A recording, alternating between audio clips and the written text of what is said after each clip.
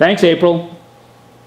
Having closely observed the natural behavior in the wild of the Speaker of the Rhode Island House of Representatives, I have an observation to offer. Mr. Mattiello backs down from a number of his initial positions rather quickly when the pressure on him starts to mount.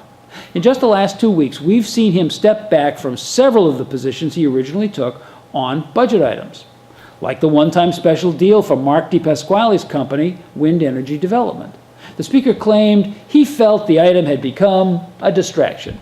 Sure, and the target of at least 11 amendments to the budget that have now been dropped. It seems that quietly, behind the scenes, the same thing happened to the Speaker's previous objections to ethics reform. He famously began the current session by threatening the Senate that not one single one of their measures would pass the House if Senator Sheehan persisted in trying to get an amendment to the state constitution on the ballot to reassert Ethics Commission authority over legislators.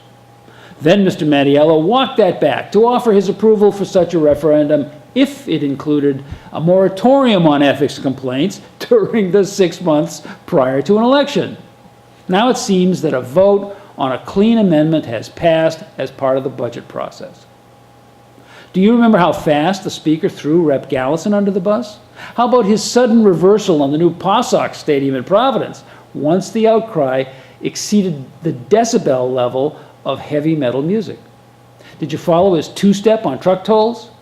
First you say you will, and then you won't, and then you say you do, but then you don't. Do you really need me to go on?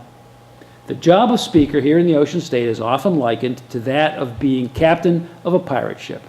Sure, the captain stands at the helm, but he also has to be aware that each of his deck officers quietly harbors fantasies of throwing him overboard and taking control.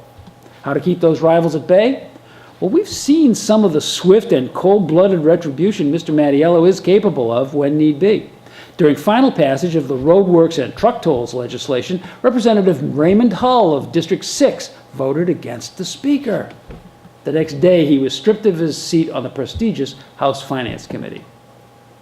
Walking back all these legislative initiatives suggests that the Speaker is unsure of the right leadership position on some matters, though.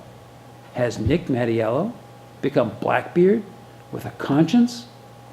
And if so, how long will it be before the good ship Queen Anne's Revenge sails off without him? April?